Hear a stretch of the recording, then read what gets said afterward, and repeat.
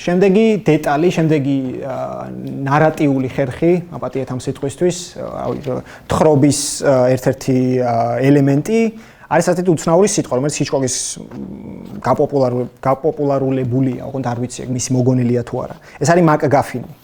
მაკგაფინი არის თვითონ ჰიჩკოკი ხსნიდა ამას ერთი შოტლანდიური ანეკდოტით, რომელიც საერთოდ არ არის სასაცილო, მაგრამ მნიშვნელოვანი აზრი დევს მასში. მატარებელში მიდის კაცი, ზის კუპეში, აქვს ჩემოდანი, მეორე კაცი მასთან კუპეში შემოდის და ეკითხება, რა გიდევს ჩემოდანში. ჩემოდანში მიდევს მაკგაფინი. რა არის მაკგაფინი? მაკგაფინი არის იარაღი, რომლითაც ნადირობენ ლომებზე მთიან შოტლანდიაში. ის ეუბნება, ხო, მაგრამ მთიან შოტლანდიაში არ ბინადრობენ ლომები. ხო, მაშინ ასე იგი მაკგაფინი არ არსებობს. ვაჰაჰა უჰუ, ეგა მისი ანეკდოტი ძალიან სასაცილო მოკლედ და მართლა მნიშვნელოვანი, ანუ ანეკდოტის სასაცილოობა დავიკიდოთ, მაგას არანაირი მნიშვნელობა არ აქვს დიდად, მაგრამ მაკგაფინი არის ის, რაც თავისთავად აბსოლუტურად უმნიშვნელო რამეა, მაგრამ გმირები მაგისკენ მიუტვიან. ეგ არის სიუჟეტის მამოძრავებელი ბირთვი. როგორც არის მაგალითად ფული მარნისთან, ან ფული ფსიქოში. თქვენი თქვით, რომ ფსიქოში მერიონს სჭირდება ის ფული რაღაცისთვის, თუმცა აღარ მოგიყვებით, აღარ დაგისპოილერებ თუ ამ ფილმის შუაში რაც ხდება.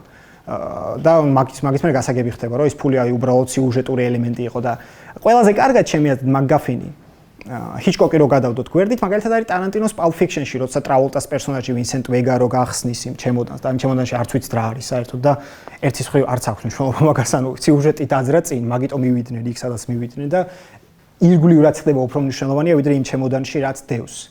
და აქ ამ ფილმში უსახელოები, ქართულად ეგრე იქნება ალბათ თარგმნილი notorious.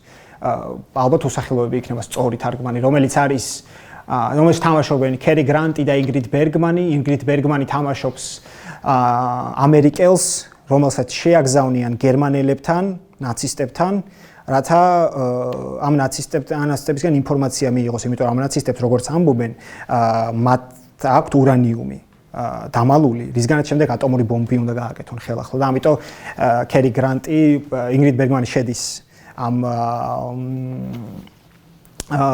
ხალხთან, ჯერ უყვარდება ის კაცი, ნაცისტი კაცი, რომელსაც აქვს ეგ ურანიუმი, ცოლად გაყვება დაჟე და მოკლედ ამისთვის შედის. რა და ეს ურანიუმი თავისთავად ამ სიუჟეტში საერთოდ არ ფიგურირებს. საერთოდ ანუ არ გვაინტერესებს და ბოთლში დევს და მარტო ეს ვიცით მაგაზე, ანუ ჯერთი ურანიუმი ბოთლში, მანამდე ჭკვიანური გადაწყვეტილება არ არის, მაგრამ თავისთავად რა, ანუ არანაირი მნიშვნელობა არ აქვს სიუჟეტისთვის. მაგრამ ეს მაკგაფინიდან შემდეგ თემაზე რო გადავიდეთ. ეს მაკგაფინი არის მნიშვნელოვანი სტრუქტურული დრამატურგიული ხერხი ჰიჩკოკის ფილმოგ ზუსტად ისე როგორც სასპენსი პრინციპში. ამ მორის გარეშე გაანალიზო ჰიჩკოკი შეუძლებელია.